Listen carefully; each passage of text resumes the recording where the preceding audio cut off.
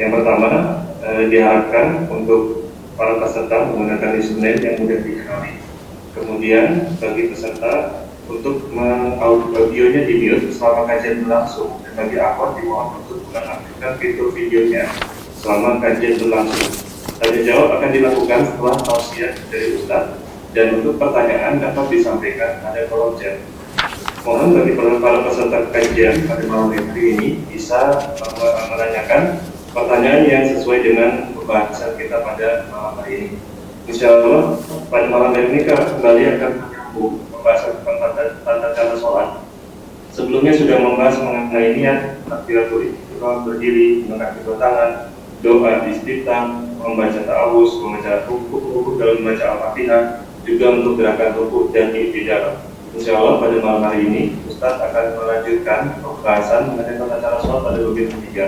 Mudah-mudahan ini akan semakin memperjelas bagi kita untuk bisa memahami bagaimana tata cara sholat yang baik dan benar. Selanjutnya saya persilakan kepada Ustadz untuk bisa menyampaikan materi dan tausiahnya kepada Ustadz. Bismillahirrahmanirrahim. Assalamualaikum warahmatullahi wabarakatuh.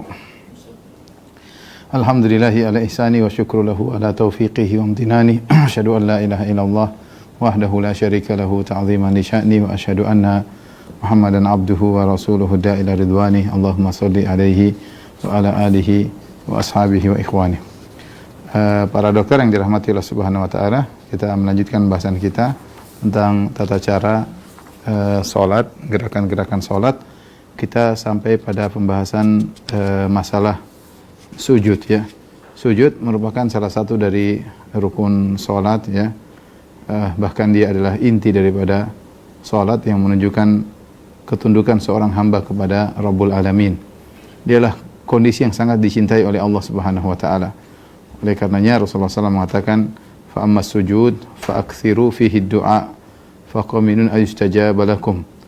Adapun ketika sujud maka perbanyaklah doa karena lebih mudah untuk dikabulkan doa kalian. Karena posisi sujud seorang meletakkan bagian tubuhnya yang termulia yaitu wajahnya, kemudian ditempelkan di tanah ya dengan penuh kerendahan sambil dia membaca subhana rabbiyal a'la wa bihamdi. Maha suci Allah yang maha tinggi ya, dia mengakui kerendahan dia disertai dengan mengakui keagungan dan ketinggian Rabbul Alamin. Dalam kondisi demikian maka doa sangat mudah dikabulkan karena Allah menjelaskan bahwasanya di antara hal yang membantu seorang doanya mudah dikabulkan yaitu pengakuan tentang kerendahannya dan disertai dengan pengakuan tentang keagungan Allah Subhanahu wa taala. Saat itulah doa mudah dikabulkan ya.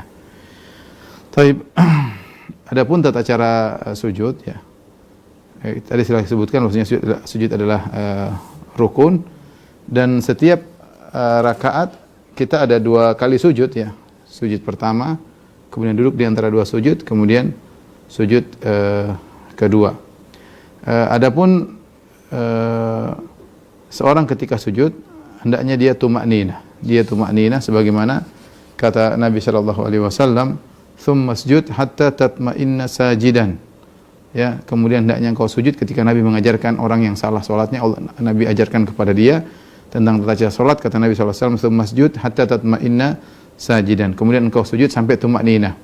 Sampai tumakninah maksudnya sujud benar-benar sampai tenang minimal, kemudian membaca subhana rabbiyal a'la wa bihamdi sekali ya. Subhana rabbiyal a'la wa bihamdihi sekali ya.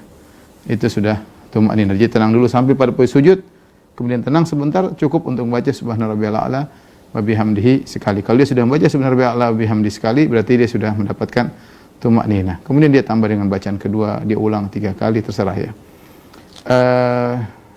Kemudian anggota tubuh ketika sujud ada 7. Kata Nabi sallallahu alaihi wasallam dalam hadis Ibnu Abbas, "Umirtu an asjuda ala sab'ati a'dhum." Aku diperintahkan untuk sujud di atas 7 tulang.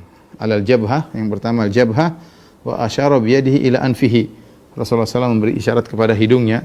Maksudnya dahi dan hidung dihitung 1. Dahi dan hidung dihitung 1. Jadi ketika sujud dahi menempel pada tanah, demikian hidung juga menempel pada tanah. Ini yang pertama, tulang yang pertama. Yang kedua, wal yadaini, dua tulang. 1, 2 ya. Kemudian jadi 2 dan 3 ya. War rukbataini, 2 lutut yaitu 4 dan 5. Wa atrafil qadamain, dan jari-jari kaki ya. Ini 6 dan 7. Jadi totalnya ada 7 tulang yang kita diperintahkan untuk sujud di atasnya. 1 dahi dan hidung, yang kedua telapak tangan, yang ketiga dan yang keempat dan 5 adalah kedua lutut, yang keenam ketujuh adalah jari-jari kaki ketika kita sedang sujud. Dari sini para ulama berselisih tentang bagaimana orang yang sujud yang tidak menempelkan hidungnya di tanah. Ada 2 pendapat secara umum. Ada yang mengatakan hukumnya adalah sah, dan ada yang mengatakan sujudnya tidak sah ya. Karena yang mengatakan sah, mereka kembali kepada bahasa. Secara bahasa namanya sujud adalah meletakkan dahi di tanah. Jika seorang sudah meletakkan dahi di tanah, maka dia dikatakan telah sujud meskipun hidungnya tidak nempel di tanah. Dan pendapat yang lebih hati-hati bahwasanya seorang sujud hendaknya hidungnya ditempel di tanah. Kalau dia sengaja meninggalkannya, berarti sujudnya tidak sah. Sujudnya tidak sah. Sebagaimana kalau seorang sujud misalnya tanpa meletakkan tangan, dia sujud kemudian cuma tangannya tidak diletakkan di atas lantai, dia cuma kepala saja, secara bahasa dikatakan sujud. Secara bahasa dikatakan sujud, tapi ini bukan sujud yang syar'i yang diinginkan oleh Nabi. Nabi menginginkan sujud di atas 7 tulang. Ya, 7 tulang tersebut Nabi isyaratkan, yaitu dahi dan hidung dianggap satu. Ya, kalau secara bahasa saja mereka mengatakan, bukankah secara bahasa kalau kita sujud tanpa nempelkan hidung dikatakan sujud? Kita bilang, iya benar. Demikian juga secara bahasa kalau Anda sujud tanpa menempelkan kedua tangan di lantai, ada sujud begini dikatakan juga sujud. Tapi itu sujud yang tidak sesuai dengan yang diperintahkan oleh Nabi. Dari situ lebih hati-hati adalah sujud dengan menempelkan hidung. Nah, saya ingatkan kepada sebagian kawan-kawan yang mungkin memakai kacamata, ya, kalau kebetulan hidungnya mancung tidak jadi masalah, dia bisa sujud tanpa harus melepaskan kacamata. Tapi kalau hidungnya pas-pasan, maka hendaknya dia bawa kacamata agar dia lebih khusyuk ketika dia sujud sehingga nempel antara jidatnya dengan hidungnya. Ya, ini sekedar saran saja ya. Sekedar saran. Baik, ini pendapat yang lain mengatakan bahwasanya salah satunya sudah cukup hidung tanpa dahi juga oke, dahi tanpa hidung ada juga oke. Namun yang lebih hati-hati adalah kita sujud dengan menempelkan dahi dan hidung ya.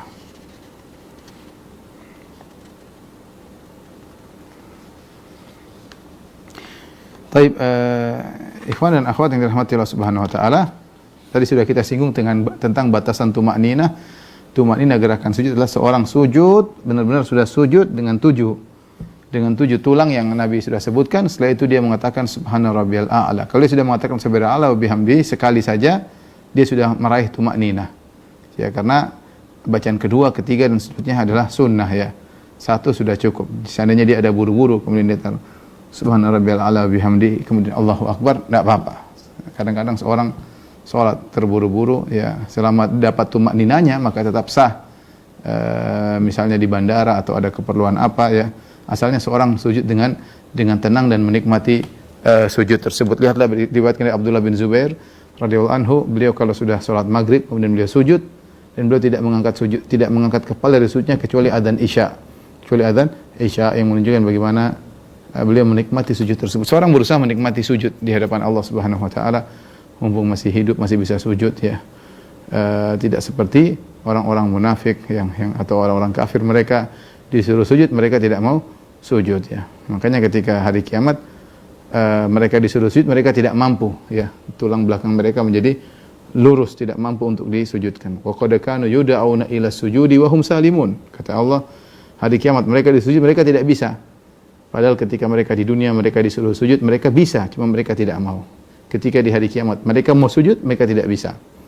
Maka seorang menikmati sujud mumpung dia masih bisa sujud. Ada sebagian orang sudah tidak bisa sujud dan banyak. Saya lihat orang sakit tidak bisa sujud, duduk, sholat dalam kondisi duduk. Ada yang sholat sambil terbaring di atas tempat tidur. Dia tidak bisa sujud ya. Dia ingin sujud tapi dia nggak bisa. Ya, dan banyak orang tua yang sekarang sholatnya dengan duduk di atas kursi ya. Ada di atas kursi roda, terbang di atas tempat tidur. dia akan merasa kehilangan karena sujudlah nikmat yang Allah berikan kepada seorang. Ketika dia sedang sujud, dia mengakui keagungan Allah Subhanahu wa taala, nikmati hal tersebut. Biasakan diri kita sujud lama dan kita berdoa kepada Allah, berzikir kepada Allah, terutama kalau kita sholat sendirian. Adapun kalau kita jadi imam, ya kita jangan lama-lama karena kasihan makmum di belakang. Dan kalau kita jadi makmum, kita tidak boleh sujud lama-lama, harus mengikuti gerakan imam. Taib, berikutnya gerakan sujud tidak perlu mengangkat telapak kedua tangan, ya. Jadi sudah kita punya kaidah, sudah pernah kita sampaikan, tidak ada gerakan angkat tangan ketika takbir yang berkaitan dengan sujud. Apakah sebelum sujud atau setelah sujud? Tidak perlu angkat tangan. Makanya dari rakaat pertama menuju ke sujud tidak perlu Allahu Akbar, enggak perlu, langsung aja turun Allahu Akbar. Demikian juga dari rakaat pertama naik ke rakaat kedua tidak perlu angkat tangan, karena dari sujud menuju berdiri. Jadi semua takbir sebelum sujud atau setelah sujud tidak ada angkat kedua tangan. Tidak ada angkat kedua tangan. Ya. Kemudian ketika turun untuk sujud, maka mana yang didahulukan? Kedua lutut ataukah kedua telapak tangan? Ini khilaf yang kuat di kalangan para ulama. Namun khilafnya adalah hanya sekedar mana yang lebih afdal. Karena hadis-hadis yang datang yang menyuruh untuk meletakkan kedua lutut sebelum kedua tangan, hadisnya dhaif, yaitu hadis Wa'il bin Hujr. Demikian juga hadis yang menyuruh untuk meletakkan kedua tangan sebelum kedua lutut juga hadisnya dhaif, hadis Abu Hurairah radhiyallahu taala anhu. Oleh karenanya Ibn Taimiyah rahimahullahu taala berkata dalam Majmu' Fatawa, beliau berkata, amma sholatu bikilayhima fajaizatun bittifaqil ulama. Adapun salat dengan dua cara, apakah dengan meletakkan kedua lutut lebih dahulu ataukah dengan meletakkan kedua tangan terlebih dahulu, fajaizatun, maka itu hukumnya boleh bittifaqil ulama, dengan kesepakatan ulama. Tidak ada yang bilang ini salah, dosa, enggak ada. Dua-duanya boleh, ya, dua-duanya boleh dengan kesepakatan para ulama. Insya'al musalli yad'u rukbatayhi qabla yadayhi.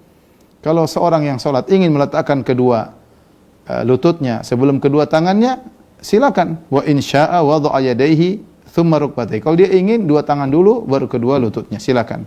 Wa salatuhu sahihatun, dan salatnya sahihah fil halatain, dalam dua cara tersebut bittifaqil ulama, dengan kesepakatan para ulama. Walakin tanaza'u fil afdal, hanya saja mereka khilaf tentang mana yang lebih afdal. Jadi ingat, enggak usah ribut, terlalu ribut mana tangan dulu, kaki dulu, karena dua-duanya boleh. Cuma masalah khilaf tentang mana yang lebih afdal kembali kepada khilaf mereka tentang hadis sahih tidaknya, mana yang lebih kuat di antara dua hadis tersebut. Tetapi yang saya lebih condong ini afdal saja, ya. Saya lebih condong kalau seorang muda untuk melakukannya, kecuali ada uzur, mungkin dia sakit, mungkin dia tua, maka dia turun pelan-pelan dengan tangan dulu. Tapi kalau dalam kondisi sehat, dalam kondisi normal, dalam kondisi mudah dia lakukan, maka dua lutut terlebih dahulu daripada kedua tangan. Dua lutut terlebih dahulu daripada kedua tangan.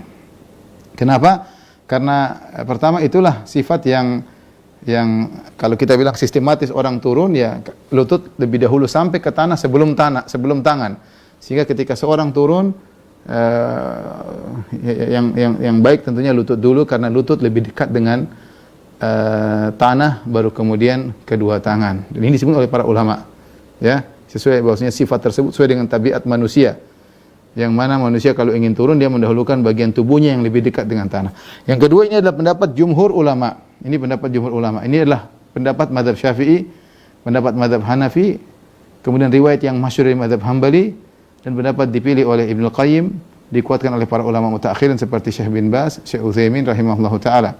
Dan ini juga diriwayatkan dari para sahabat seperti dari Umar bin Khattab radhiyallahu anhu, lutut sebelum kedua tangan, Ibnu Umar, Ibnu Mas'ud, dan dari kalangan tabi'in seperti Ibrahim An-Nakhai, Muslim bin Yasar, Abu Qilabah, Muhammad bin Sirin, ya. Bahkan Ibrahim An-Nakhai punya perkataan yang agak keras. Dia mengatakan, ditanya tentang orang yang meletakkan kedua tangan sebelum kedua lutut, maka dia berjawab, itu hanya orang dungu yang melakukannya. Tapi kita tidak mengambil perkataan dia, ya. Oleh karenanya Al-Imam Tirmidzi setelah menyampaikan dua pendapat ini tentang dua lutut atau dua tangan, beliau berkata, wal amal alaihi inda aktsari ahli ilmi yarawna an yadha ar-rajulu rukbatayhi qabla yadayhi. Dan amal yang dan hadis inilah, ya, Hadis ini yang dilakukan oleh mayoritas ulama, aktsarul ulama, aktsari ahli ilmi. Mereka memandang bahwasanya seorang ketika salat, ketika mau sujud, dia meletakkan kedua lututnya sebelum kedua tangannya. Ini pendapat mayoritas ulama. Dan sampai kalau Khattabi juga beliau berkata, "Fa dhahaba aktsarul ulama ila wad'i rukbataini qabla yadain." Mayoritas ulama mengatakan mendahulukan kedua lutut sebelum kedua tangan. Wa hadza arfaqu bil musalli, ini lebih mudah bagi orang salat, wa ahsanu fi syakli, dan lebih bagus kelihatannya, wa fi ra'yil ain, dan dilihat lebih enak. Dilihat lebih enak. Ini hanya sekedar mana lebih afdal. Seandainya ada seorang dua tangan terlebih daripada dua lutut boleh. Seandainya ada orang melakukan variasi, terkadang dia lutut dulu baru kemudian terkadang dia tangan, tidak jadi masalah. Tidak jadi masalah. Karena hadisnya yang dua-duanya yang melarang kedua lutut atau melarang kedua tangan, hadisnya dua-duanya dhaif. Hadisnya dua-duanya dhaif. Ya.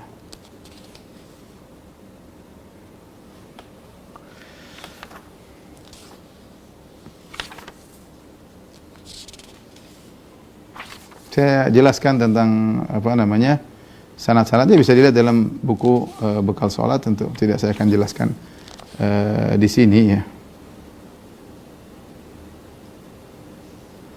Al-Khattabi setelah menyebutkan tentang hadis Wa'il bin Hujar dan hadis Abu Hurairah. Hadis Wa'il bin Hujar itu kedua lutut sebelum kedua tangan, diriwayatkan oleh sahabat Wa'il bin Hujar. Adapun hadis kedua tangan sebelum kedua lutut hadis Abu Hurairah. Al-Khattabi berkata, hadis Wa'il bin Hujar asbatu min hadis Abi Hurairah. Hadis Wa'il bin Hujar lebih kuat ya daripada hadis Abu Hurairah. Meskipun dua-duanya adalah hadis yang dhaif ya. Taib. Ketika seorang turun ke sujud ya, maka ketika dia sujud hendaknya dia meletakkan kedua tangannya sejajar dengan telinganya. Jadi ketika dia sujud, tangannya sejajar dengan telinganya ya, sejajar ya dengan telinganya. Jadi begini. Jangan begini ke bawah, terlalu bawah. Jangan ke atas begini ya, sujudnya yang begini. Tapi berusaha sejajar dengan telinganya ya.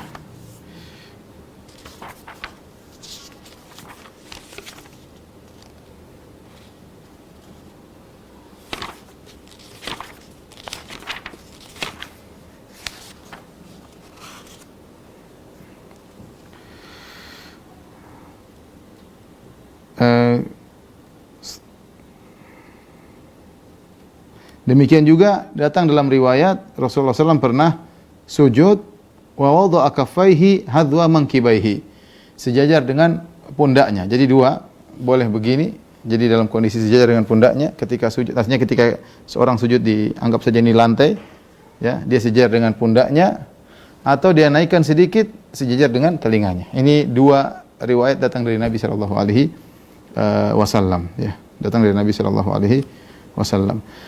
Kemudian ketika sujud hendaknya ketiaknya dibuka. Jangan sujud begini. Tapi sujud dibuka ya. Dibuka sampai disebut dalam hadis hatta yabdua bayadu ibtaihi. Terlihat putih ketiak Nabi sallallahu alaihi wasallam. Jadi Rasulullah SAW buka ketika sujud, beliau buka ketiaknya. Ini terutama jika seorang sholat sendiri atau dia jadi imam. Adapun kalau dia jadi makmum, barang-barang kasihan kalau dia begini nanti kena kepala orang. Jadi begini ya. Kalau kita sholat bareng-bareng, kata Syekh Utsaimin rahimahullah, hal ini tidak diterapkan. Karena ketika para sahabat melihat Nabi sholat, Nabi sedang posisinya sebagai imam atau sedang sholat sendiri. Adapun kalau kita sholat berjamaah, maka kita lembut dengan kawan sebelah ya. Jangan kita kemudian paksa begini. Dan sebagian orang salah pengertian, dia sholat paksa begini, akhirnya kasihan. Pertama, mengganggu kepala orang. Yang kedua, aroma ketiaknya juga lari ke kepala orang ya. Karena kebuka ketiaknya sehingga terkadang aromanya terbang ke kanan dan terbang ke kiri. Maka cukup dengan begini, tidak perlu dibentangkan. Dan ini berlaku bagi akhwat juga. Akhwat juga ketika sujud, hukum asalnya salat laki-laki dan perempuan sama dengan dibuka ya. Kecuali kata para ulama, kecuali ketika dia salat di hadapan mungkin ada lelaki yang bukan mahramnya, hendaknya ditutup agar tidak kelihatan bentuk tubuhnya. Mungkin kalau dia begini akan kelihatan sebagian yang terlihat, maka dia rapat supaya tidak terlihat. Tapi kalau seandainya dia di depan mahramnya atau tidak ada orang lain, dia salat sebagaimana yang dicontohkan oleh Nabi sallallahu alaihi wasallam dengan membuka kedua ketiaknya. Kemudian ketika sujud ya, siku harus diangkat. Tidak boleh orang sujud begini dengan nempelkan kedua tangannya di lantai. Ini dilarang ya, tapi harus diangkat ketika sujud. Ada sebagian orang sujud begini, kemudian ini salah. Rasulullah SAW melarang ya. Rasulullah SAW bersabda, "Idza sajadta fadha' kaffaika warfa' mirfaqaika." Kata Nabi SAW, jika kau sujud, letakkan kedua telapak tanganmu dan angkat kedua sikumu. Ya. Kemudian dalam kondisi sujud disebutkan bahwasanya kalau kita ruku, jari-jari kita di lutut kita buka, tapi ketika sujud kita tempelkan. Jangan kita sujud dengan jari terbuka begini, enggak. Tapi kita tutup. Ketika kita sujud, tangan kita tertutup. Bukan kita buka begini, tertutup. Sebagaimana diriwayatkan dari Nabi sallallahu alaihi wasallam.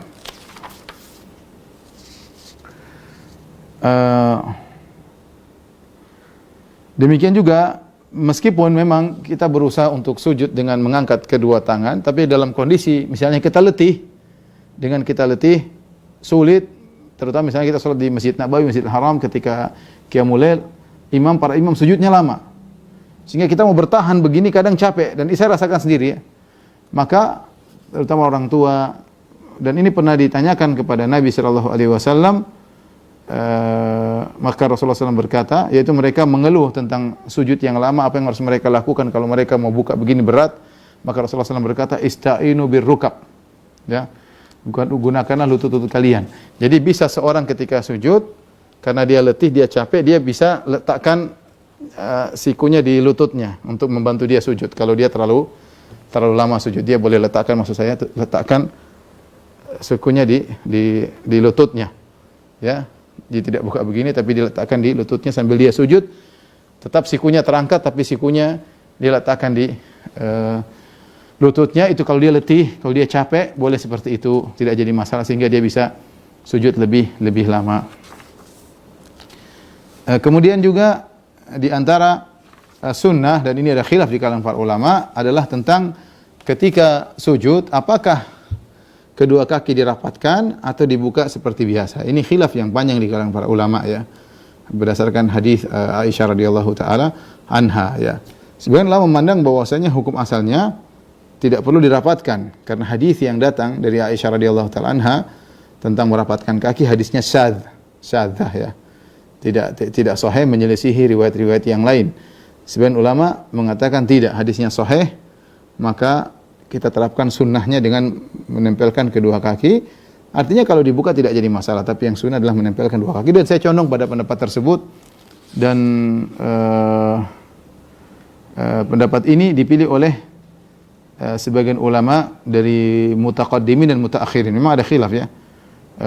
Pendapat ulama mutaqaddimin seperti Ibnu Khuzaimah dari mazhab Syafi'i ya, beliau menulis dalam bukunya, dalam Sahih Ibnu Khuzaimah, bab dhammil aqibaini fi sujud, bab tentang menempelkan dua tumit ketika sujud. Ini pendapat dari Ibnu Khuzaimah dari mazhab Syafi'i. Kemudian ini juga pendapat dari Ibn Tamim Al-Harrani yang wafat pada tahun 675 Hijriah dari mazhab Hambali. Dia berkata, wa yustahabbu idza sajada, kata dia disunahkan jika sujud. Kemudian dia sebutkan wa yajma'u aqibaihi, dia mengumpulkan kedua tumitnya. Dan ini juga pendapat dari Syekh Albani rahimahullahu taala, dari ulama kontemporer, dan juga dipilih oleh Syekh Utsaimin rahimahullah dalam kitabnya Syarhul Mumti. Ya. Beliau berkata, walakin alladhi yadhhar minas sunnah. Ini Syekh Utsaimin karena dia tahu ada khilaf, dia mengatakan yang nampak, artinya tidak memastikan, yang nampak dari sunnah annal qadamaini takunani marsusataini, yakni yarusul qadamaini ba'dahuma bi ba'd. Kata beliau yang nampak ditempelkan. Karena ada hadis memang jelas masalahnya, cuma hadisnya diperselisihkan dhaif atau sahih, dhaif atau sahih ya. Hadisnya adalah hadis Aisyah radhiyallahu taala anha ya. Dia berkata, dia bangun di malam hari, faqattu Rasulullah sallallahu alaihi wasallam wa kana ma'i ala firashi. aku kehilangan Nabi ketika di malam hari padahal Nabi tadi tidur bersamaku. Fawajadtuhu sajidan, dan aku dapati Rasulullah sedang sujud, rasan aqibaihi, menempelkan kedua tumitnya, mustaqbilan bi atrafi asabi'ihil kiblat. Rasulullah dengan ujung-ujung jarinya menghadap kiblat. Jadi begini nempel, ya. Ini hadis diperselisihkan tadi oleh para ulama, sebagian mendhaifkan, sebagian mensahihkan. Sahihkan di antara Ibnu Khuzaimah, Ibnu Hibban, Al-Hakim dan Syekh Albani rahimahullah taala juga mensahihkan hadis ini, ya.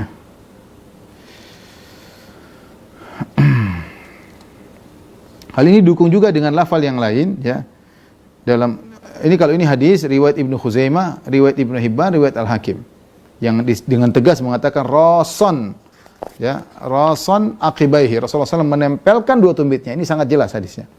Tapi hadis ini tadi saya katakan datang dalam satu riwayat, ya, dari Sa'id bin Abi Maryam, Yahya bin Ayyub, Umarah bin Ghaziyah dan Abu Nasr dari Urwah bin Zubair. Cuma riwayat ini saja yang menyebutkan hal tersebut, ya, ini saya sebutkan dalam pohon sanad di kitab bekal salat. Tetapi datang dalam riwayat lain dalam Sahih Muslim, meskipun tidak tegas tapi mengisyaratkan, Aisyah berkata, "Faltamastuhu, aku pun malam hari aku kebangun, aku cari Nabi sallallahu alaihi wasallam. Fa waqa'at yadi, maka tanganku menyentuh ala batni qadamaihi. Tanganku menyentuh telapak kaki kedua kaki Nabi sallallahu alaihi wasallam, wa huwa fil masjid, wa huma mansubatani." Ya, tanganku menyentuh kedua telapak kaki beliau dan beliau sedang sujud, ya, di tempat salat, sementara kedua kaki beliau tegak, dalam posisi tegak. Di sini Aisyah mengatakan tanganku memegang kedua telapaknya. Aisyah menggunakan kata mufrad, tanganku. Dia tidak mengatakan kedua tanganku menyentuh kedua kaki Nabi. Dia mengatakan dalam Sahih Muslim, tanganku menyentuh kedua telapak kaki Nabi. Berarti telapak kaki Nabi lagi dempet. Seandainya terpisah, maka dia akan mengatakan tanganku menyentuh salah satu telapak kaki Nabi. Tapi di sini satu tanganku menyentuh kedua telapak kaki Nabi, berarti telapak kaki Nabi sedang nempel. Intinya ini masalah khilafiyah, ya. Saya bahas panjang tentang sanadnya, nanti bisa dilihat di buku bekal salat. Dan saya lebih memilih bahwasanya seorang salat disunahkan untuk menempelkan kedua kaki. Kedua kaki hukumnya sunnah. Itu lebih menutup bagi laki-laki, bagi wanita. Kadang-kadang, ini saya lihat kenyataan, kadang-kadang seorang ketika buka dia pakai sarung, kadang-kadang sarungnya tertiup angin, bisa terlihat apa yang terlihat, ya. Tapi kalau dia nempelkan kakinya, lebih tertutup. Tapi ala kulli hal ini masalah khilaf di kalangan para ulama. Yang membuka kakinya silakan, yang menempelkan juga silakan, semuanya ada salafnya. Semuanya ada salafnya. Tapi sekarang kita praktekkan tentang tata cara sujud secara sederhana, ya. Ya. Baik. Jadi ketika kita sudah sami Allahu liman hamidah, kan? Sami Allahu liman hamidah, Rabbana lakal hamd, kita baca doa i'tidal. Setelah kita mau sujud, Allahu akbar, ingat, tidak perlu angkat tangan. Tidak perlu angkat tangan. Karena kita mau sujud, jadi tidak perlu angkat tangan. Kita tinggal Allahu akbar. Nah, jumhur ulama mengatakan kedua lutut terlebih dahulu, begini. Baru kemudian begini. Ya, ini pendapat mayoritas ulama, ya. Boleh. Cara kedua yaitu dengan kedua tangan terlebih dahulu, baru kemudian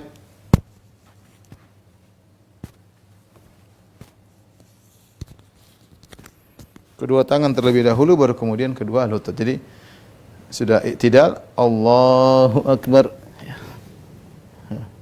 baru kemudian sujud, ya. Saya lihat sebagian kawan-kawan ketika mereka turun dengan tangan, mereka seperti loncat. Saya kurang setuju dengan hal tersebut, ya.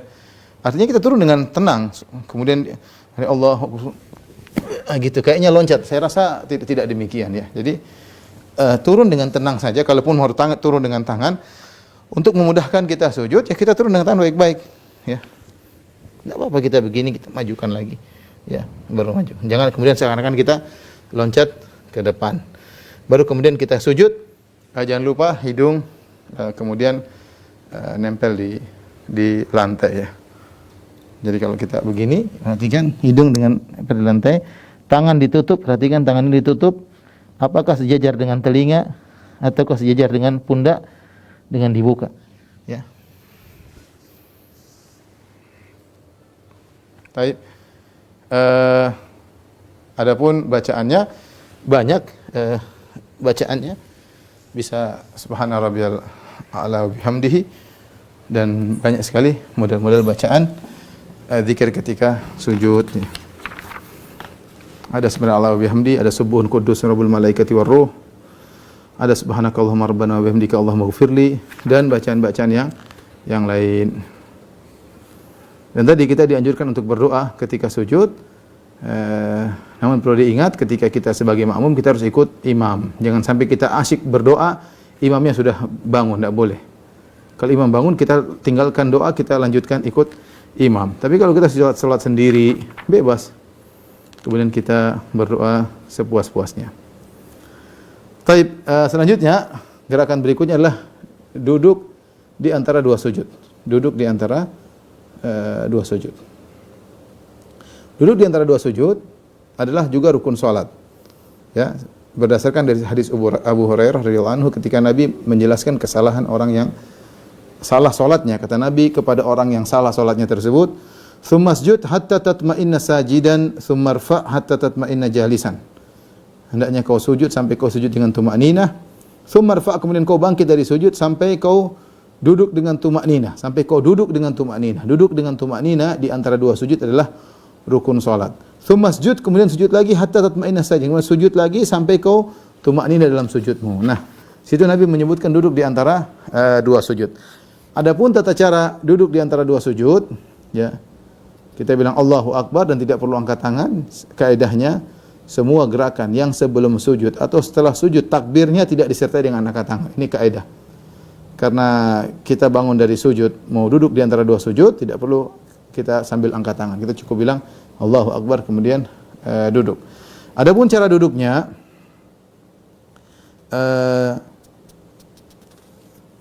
kebanyakan sahabat meriwayatkan dengan duduk iftirash. Dengan duduk iftirash, dan sebagian sahabat seperti Ibnu Abbas radhiyallahu taala anhuma meriwayatkan dengan juga duduk al-iqa. Duduk al-iqa, ya. Apa bedanya duduk iftirash? Perhatikan di sini.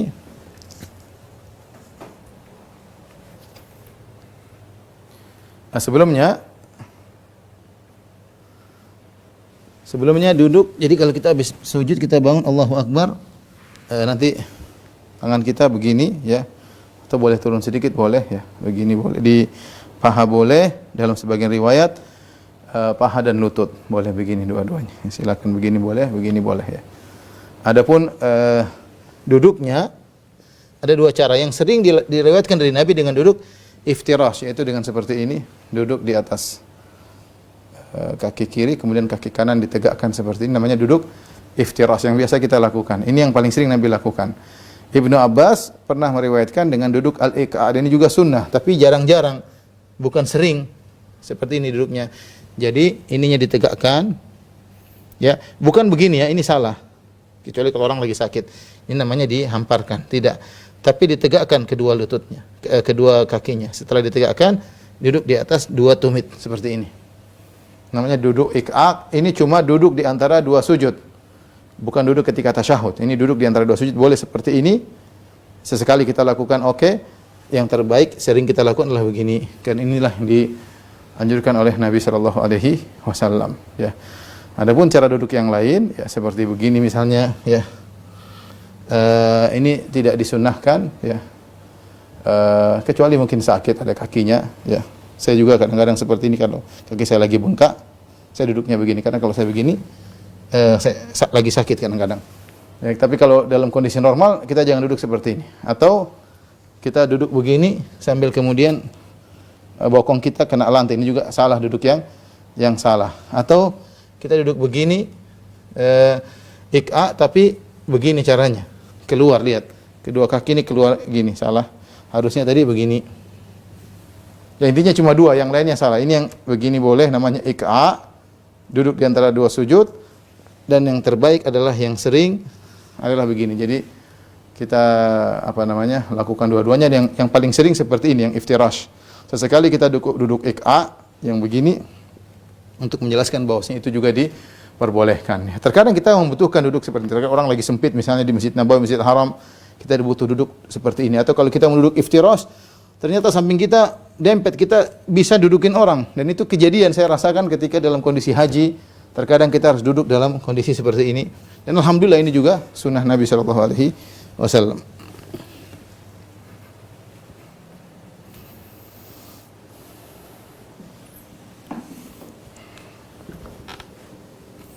Tawus berkata kepada Ibn Abbas tentang duduk iqa. Kenapa duduk begitu? Kata Ibn Abbas, hiya sunnah, ini sunnah. Faqulna lahu inna la narahu jafaan. Kami lihat cara duduk seperti itu seperti duduk yang tidak pantas atau kurang sopan, kaku, jafa, namanya kaku. Jafaan birrajul, kayaknya kaku, duduk kayak begitu. Maka Ibn Abbas berkata, bal hiya sunnatu nabiyyika sallallahu alaihi wasallam. Mau dibilang kaku, mau dibilang enggak sopan, ini sunnah Nabi Muhammad sallallahu alaihi wasallam. Tadi sudah kita jelaskan bahwasanya posisi kedua tangan ketika duduk di antara dua sujud di paha atau sebagian di paha dan sebagiannya di lutut, dua-duanya diperbolehkan.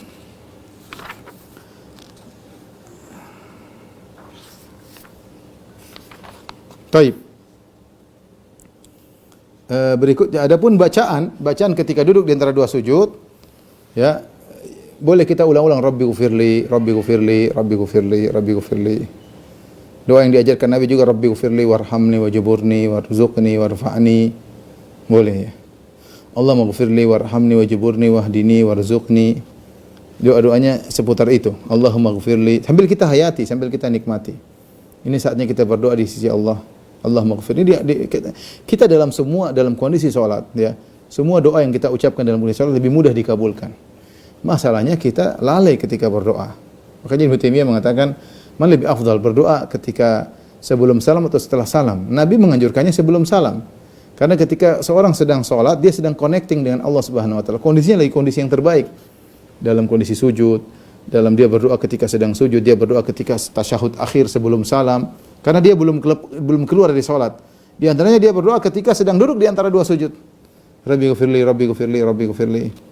Cuma ada khilaf di kalangan para ulama, bolehkah seorang berdoa selain Rabbi ghufirli, selain doa yang datang? Artinya seorang duduk di antara sujud dia berdoa Rabbi ghufirli wali walidayya warhamhuma kama rabbayani shaghira. Boleh atau tidak? Sebenarnya mengatakan boleh, karena ini waktunya untuk berdoa. Seorang berdoa yang datang dari Nabi dan berdoa dengan selainnya, ya. Tapi lebih hati-hati kita cukupkan dengan apa yang diajarkan oleh Nabi. Kita ulang-ulang Rabbi ghufirli, Rabbi ghufirli, Rabbi ghufirli, Rabbi ghufirli, atau Rabbi ghufirli warhamni wajburni warfa'ni warzuqni wa'afini wahdini wa'fu anni. Kita baca, enggak ada masalah, ya. Itu lebih hati-hati. Sebenarnya mengatakan boleh kita baca yang lain, Rabbi ghufirli wal walidayya, boleh aja. Tapi lebih hati-hati kita baca yang sesuai dengan yang diajarkan oleh Nabi sallallahu alaihi wasallam.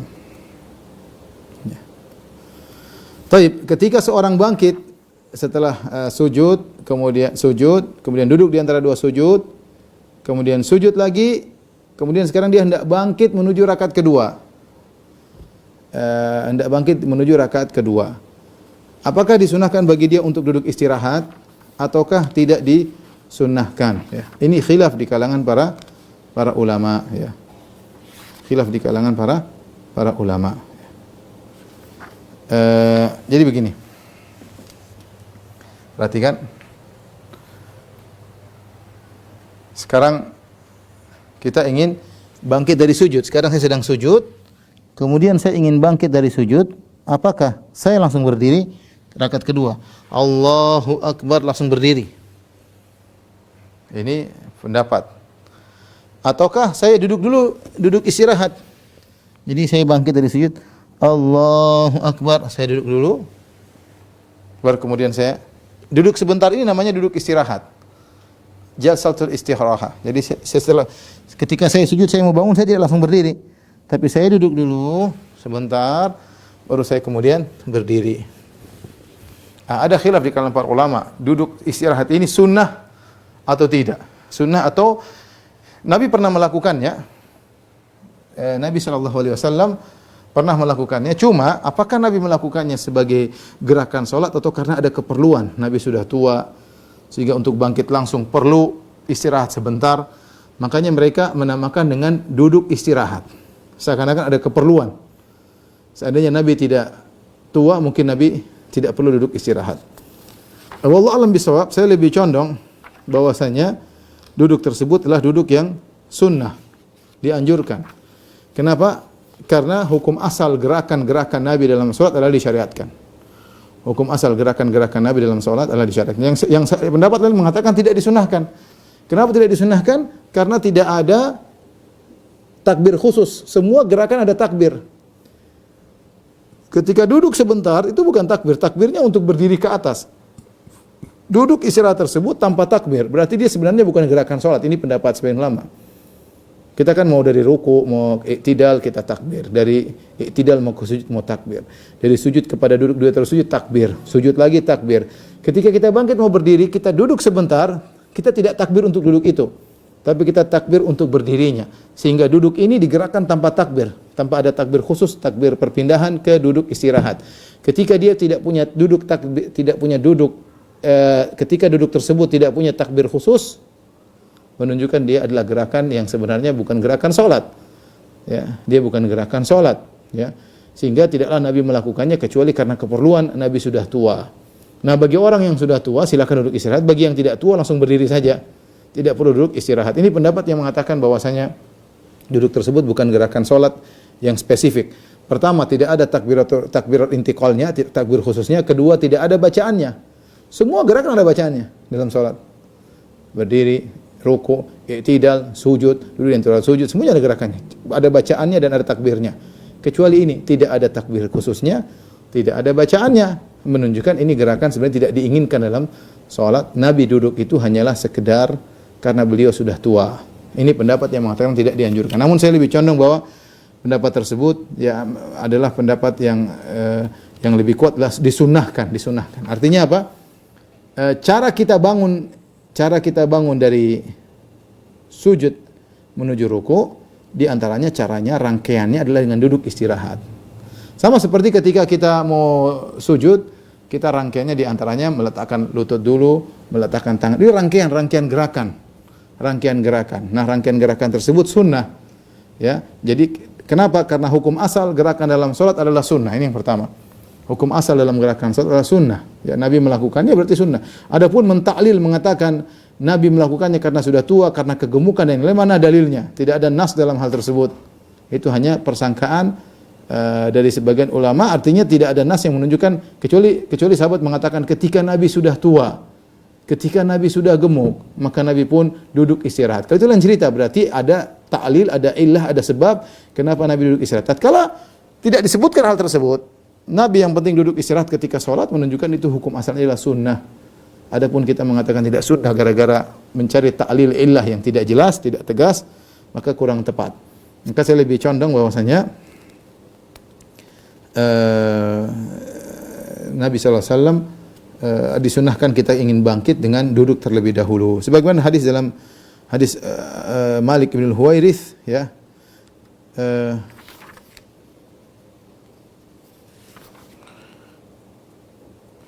Ini pendapat mazhab Syafi'i, dan dipilih oleh Ibnu Hajar rahimahullahu taala. Dan hadis ini, gerakan ini duduk istirahat ditunjukkan beberapa hadis, di antaranya hadis Malik bin Huwairits. Annahu ra'a Nabi sallallahu alaihi wasallam yusalli fa idza kana fi witrin min salati lam yanhad hatta yastawiya qa'idan. Kalau Nabi sallallahu alaihi wasallam sedang di salat yang rakaat pertama atau rakaat ketiga, Nabi ingin bangkit ke rakaat kedua, dari pertama ke rakaat kedua atau rakaat ketiga, rakaat keempat, maka Nabi sallallahu alaihi wasallam tidaklah bangkit kecuali Nabi duduk sampai sempurna duduknya, itu duduk istirahat. Ya. Sebagian ulama mengatakan, yang tadi mengatakan Malik ibn Huwairits tidaklah ketemu Nabi kecuali Nabi sudah mau meninggal dunia, Nabi sudah tua. Sehingga mereka mengatakan ini gerakan Nabi ketika Nabi sudah tua, ya. Namun ada hadis yang lain, ya. Hadis yang diriwayatkan Abu Humaid As-Sa'idi, beliau berkata, "Tsumma hawa sajidan, tsumma thana rijlahu wa qa'ada hatta raja'a kullu adhin mawdhi'ahu, tsumma nahadha." Ternyata hadis tentang duduk istirahat bukan cuma diriwayatkan oleh Malik bin Huwairits yang memang ketemu Nabi ketika tua, bahkan diriwayatkan juga oleh Abu Humaid As-Sa'idi. Abu Humaid As-Sa'idi juga meriwayatkan. Jadi bukan Malik bin Huwairits saja. Beliau berkata, Abu Humaid As-Sa'idi, "Tsumma hawa sajidan," kemudian Nabi pun turun sujud.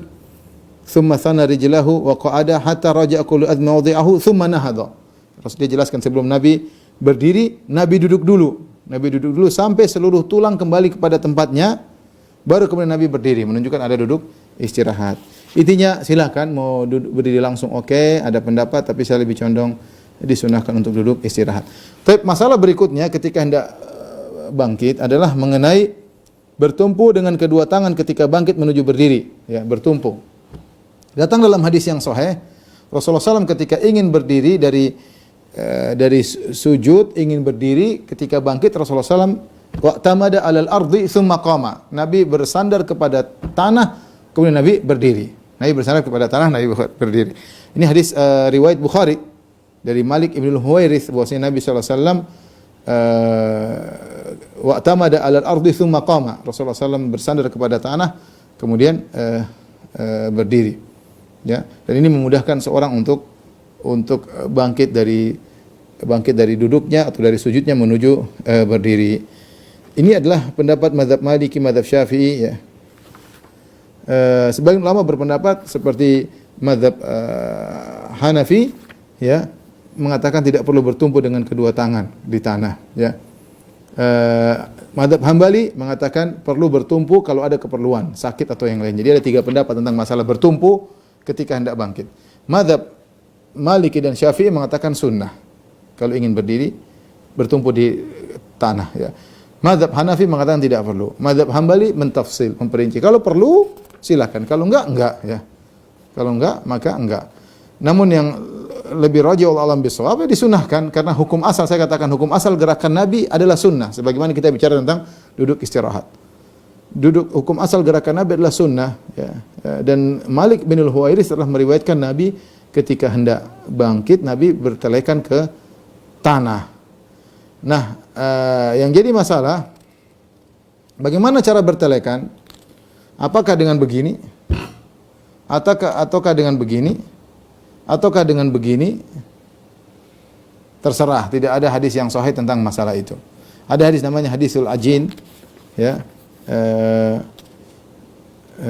Yaitu seakan-akan Rasulullah sedang mengadon adonan, ya. Sebagaimana hadis Al-Azraq bin Qais, dia berkata, "Ra'aitu Abdullah ibnu Umar wa huwa ya'jinu fi shalat." Aku melihat Ibnu Umar sedang ya'jin, yaitu ya'jin sedang mengolah adonan, ya. Mungkin begini ketika mengolah adonan dipukul-pukulin, ya. Ya'tamidu ala yadayhi, kemudian dia bersandar kepada kedua tangannya. Ibnu Umar melakukannya. Idza qama, ketika dia hendak berdiri ke salat. Faqultu ma hadza ya Abu Abdurrahman? Kok begini cara salatmu? Kok seperti ya'jin, ya. Maka Ibnu Umar berkata, "Ra'aitu Rasulullah sallallahu alaihi wasallam ya'jinu fi salat." Aku melihat Rasulullah sallallahu alaihi wasallam begini cara salatnya. Ya'jin seperti membuat adonan, mengolah adonan ketika sedang salat, itu ingin bangkit dari duduk atau sujud menuju ke berdiri. Tapi hadis ini yang benar, hadisnya adalah hadis yang dhaif, ya. Sebagaimana saya jelaskan dalam buku bekal salat, ya. Tapi intinya silakan bebas ketika tidak ada riwayat yang sahih tentang bagaimana cara bertumpu, maka kita bebas. Kalaupun kita mensahihkan hadis tersebut, hadis adonan tadi, mengadon adonan, kita tahu namanya membuat adonan macam-macam. Ada orang adonan seperti ini, ya. Ada yang begini, ada yang begini. Jadi boleh saja, terserah saja. Jadi kalau kita, yang penting bangkit sunnahnya adalah dengan bersandarkan. Coba kita praktekkan, ya. Sekarang kita ingin bangkit, mau bangkit dari sujud, mau bangkit atau dari duduk. Intinya kita ingin bangkit menuju ke berdiri, maka sunnahnya boleh langsung, sebagaimana pendapat mazhab Hanafi, langsung berdiri begini, ya, tidak usah bertumpu, ya. Sebagaimana juga mazhab Hambali mengatakan tidak perlu, seorang bisa langsung berdiri, tidak ada masalah, boleh, tanpa harus bertumpu. Dia bertumpu dengan pahanya atau dia jadi nggak jadi masalah. Tapi sunnahnya tadi mazhab Syafi'i, mazhab Maliki, maka dengan bertumpu. Nah, bertumpu ini boleh begini.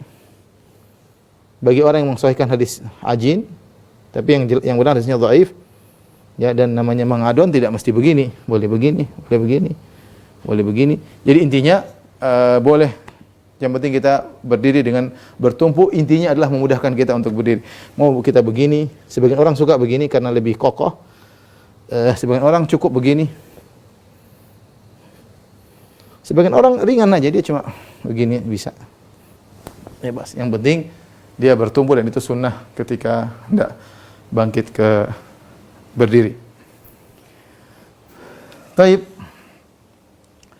Yang terakhir kita bahas tentang tasyahud dan duduk tasyahud awal, ya. Duduk tasyahud awal dan tasyahudnya, ya. Duduk tasyahud awal dan doa at-tahiyatnya, at-tahiyatu lillah wa salawatu wa tayyibatu assalamu alayka ayuhan nabi rahmatullahi wabarakatuh assalamu alayna wa ibadillahi salihin. Duduknya dan tasyahudnya hukumnya adalah wajib namun bukan rukun. Wajib namun bukan rukun. Artinya kalau seorang lupa meninggalkannya, dia tidak perlu duduk kembali. Nabi mengajarkan kalau seorang di rakaat kedua dia lupa, dia berdiri, langsung rakaat ketiga. Harusnya kan dia duduk tasyahud rakaat kedua.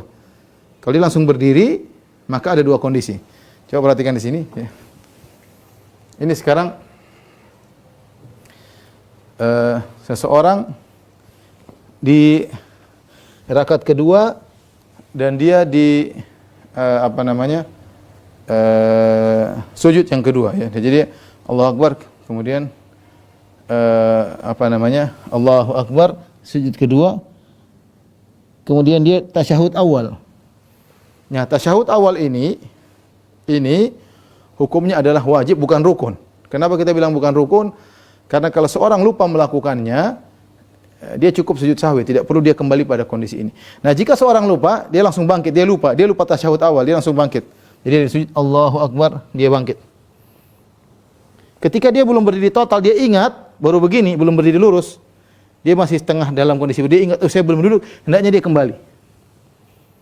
Kembali baru dia tasyahud. Ini kondisi pertama, dia belum sempat berdiri lurus. Tapi seandainya ketika dia bangkit, dia lupa, dia bangkit, sudah sempat lurus. Allahu Akbar, udah rakaat ketiga. Saya tadi belum tasyahud, maka jangan turun lagi. Lanjutkan sholat, nanti tinggal sujud sahwi. Jadi kalau sudah dia berdiri lurus, tidak boleh turun lagi ke tasyahud awal. Kecuali tadi bangkitnya belum berdiri, dia hendaknya kembali duduk karena dia ingat. Tapi kalau dia ingatnya sudah berdiri rakaat ketiga, tidak boleh. Dia sudah berdiri, makmum mengatakan subhanallah, subhanallah, udah lanjut aja. Dia sudah terlanjur berdiri. Lain halnya dia belum berdiri, makmum bilang subhanallah, segera balik. Tapi kalau terlanjur berdiri, lanjutkan saja, nanti tinggal sujud sahwi di akhir. Makanya dikatakan sebagai wajib bukan rukun. Kalau rukun dia harus kembali.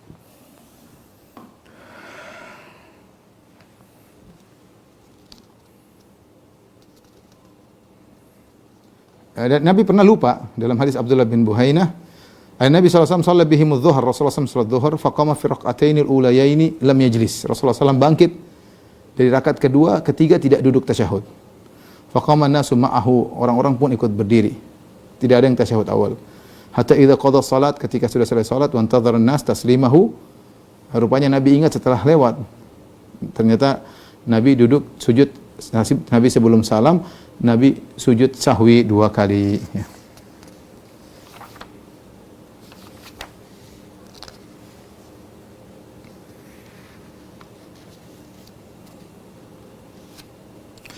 Taib, kita baca tahiyat. Ketika dengan begini caranya kita meletakkan di paha, kemudian memberi isyarat. Ya. Pandangan mata kita wa asyara bi usbuhi lati tali ibham ila al-qiblah rama bi basar ilahi. Kemudian sambil melihat kepada jari tersebut. Di hadis ini ada khilaf, cuma sebagian ulama mensahihkan hadis ini. Kita perhatikan tentang jari kita ketika kita sedang tasyahud, ya. Nah, jadi pertanyaan, apakah jari-jarinya digerak atau tidak? Jari-jari digerak atau tidak, ya.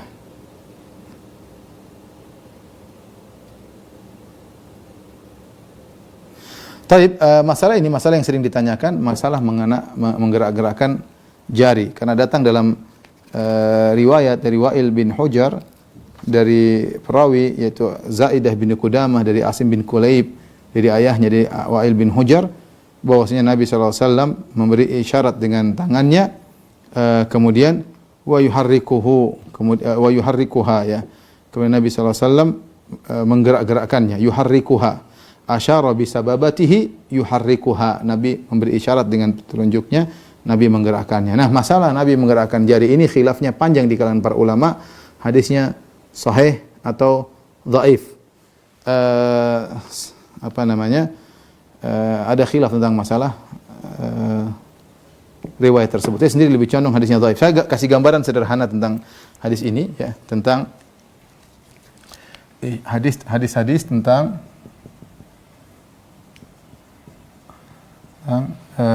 isyarat dengan telunjuk ketika tasyahud.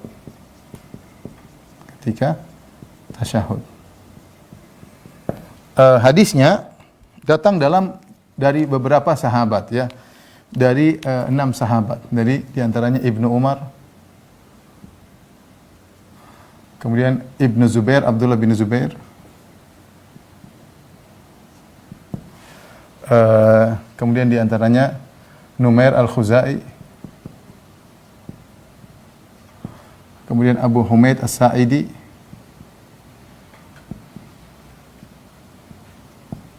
kemudian Abdurrahman bin Abi Abza,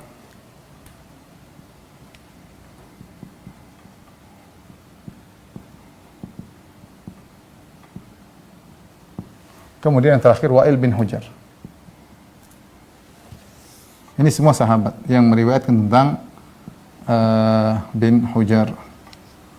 Taib. Ini ada, saya kasih nomor ya. 1, 2, 3, 4, 5, ada 6. 6 sahabat. Perhatikan, kelima sahabat ini semuanya datang dalam satu lafaz. Wa asyara bisababah.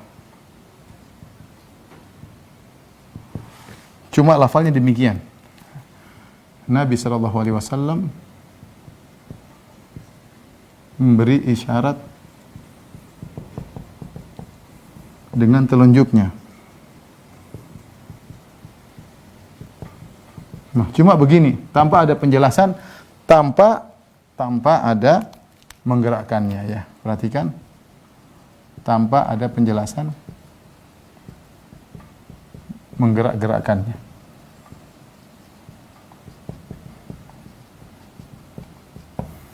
Taib. Ternyata Wa'il bin Hujr juga meriwayatkan dari jalur Kulaib, kemudian Asim bin Kulaib, kemudian dari sini ada 2 jalur atau banyak di sini, namanya Zaidah ibnu Qudamah. Zaidah bin Qudamah. Dia adalah perawi yang thiqah ya.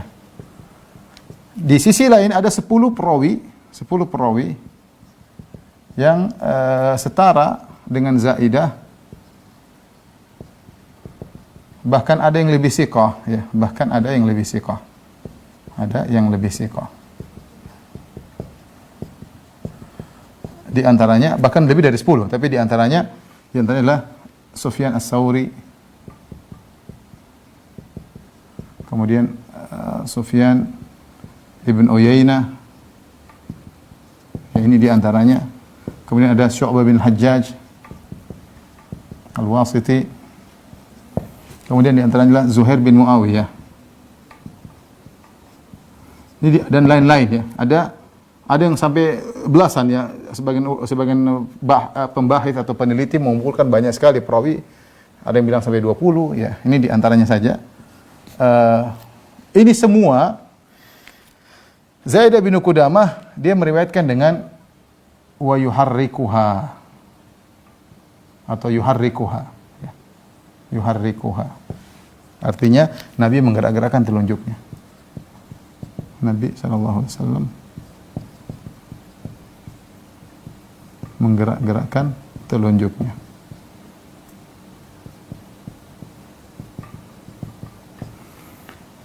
Sementara yang lain cuma sama seperti di sana.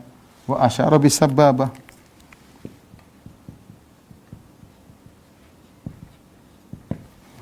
Hanya memberi isyarat, Nabi memberi isyarat dengan telunjuknya. Nabi SAW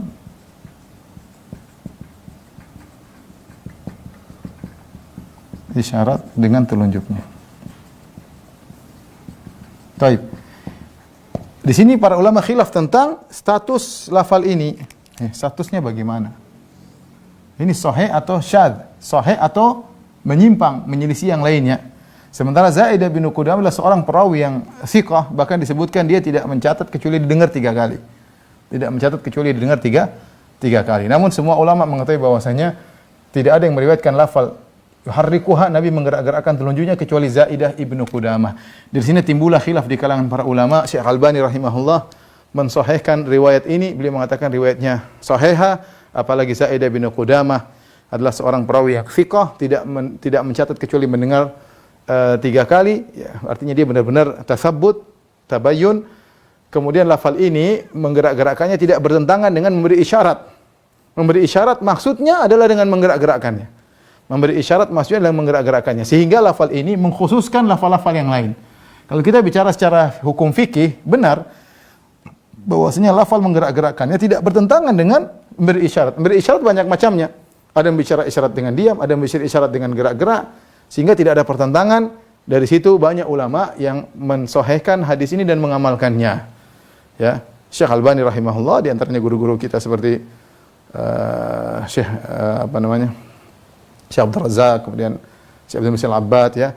Jadi mereka memandang bahwasanya lafal ini tidak bertentangan dengan yang ada. Sebenarnya ulama mendhaifkan hadis ini karena mereka melihat ini adalah kelalaian. Namanya perawi thiqah, bisa saja dia salah.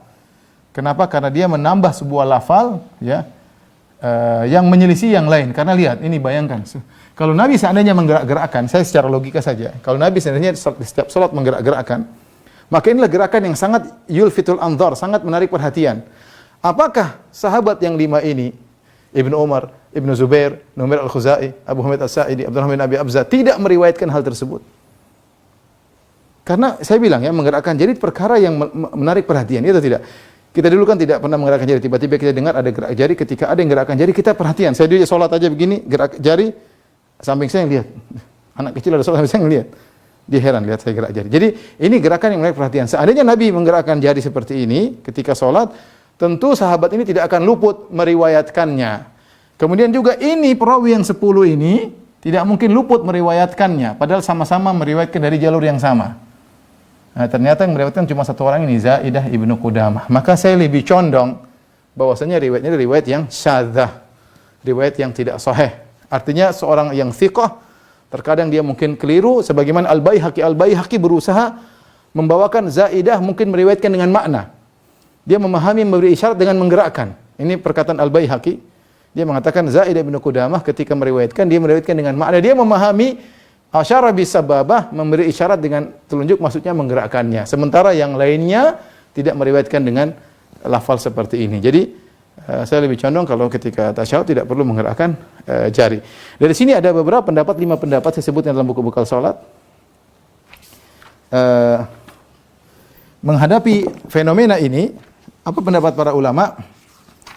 Ada 5 pendapat. Ini masalah fikih biasa, masalah khilaf. Ya. Pertama, disunahkan untuk menggerak-gerakkan. Disunahkan untuk menggerak-gerakkan.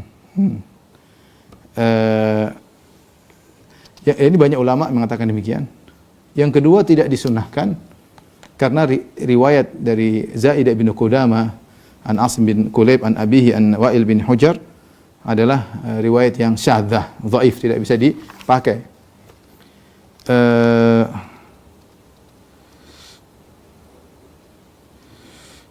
Kemudian juga itu pendapat kedua, ini pendapat yang saya condong. Pendapat ketiga, disunahkan untuk digerakkan sesekali. Disunahkan untuk digerakkan sesekali. Dan ini pendapat Ali Adam Etyubi rahimahullah, seorang pengajar ahli hadis yang mengajar di Masjidil Haram di Mekah dan beliau baru-baru saja meninggal rahimahullah dari Ethiopia, Syekh Ali Adam. Beliau mengatakan, beliau mensahihkan hadis ini, tambahan gerakan dari masalah khilaf dengan para ahli hadis, dan beliau mengatakan kalau begitu sesekali saja digerak-gerakkan. Kenapa kebanyakan riwayat tidak menyebutkan menggerakkan? Maka kita melaksanakan yang terbanyak. Sesekali kita gerakkan, oke. Ini pendapat ketiga. Pendapat yang keempat, ini ada 4 pendapat ya. Pendapat yang keempat, kedua-duanya adalah sunnah. Terserah mau gerak mau enggak, dua-duanya sunnah. Dan ini adalah pendapat As-Sun'ani dalam kitabnya Subulus Salam. Dua-duanya sunnah, mau gerak mau enggak, dua-duanya hadisnya sahih. Karena Nabi dalam beberapa cara-cara salat Nabi variasi. Seperti doa istiftah Nabi variasi, doanya begini, doa sujud juga variasi. Demikian duduk tadi variasi, terkadang iftiras, terkadang iqa. Demikian juga ketika tasyahud, terkadang seringnya Nabi diam, terkadang Nabi gerak-gerakkan, dua-duanya boleh. Jadi tidak usah ribut lagi masalah segini atau gerak, yang penting salat. Yang penting salat. Tapi sampai di sini aja dulu. Saya lupa ketika bangkit dari tasyahud awal menuju rakaat ketiga, jangan lupa angkat tangan. Allahu Akbar. Ya, angkat tangan. Tapi demikian saja. Kalau ada yang bertanya saya persilakan. Wallahu taala alam bisawab.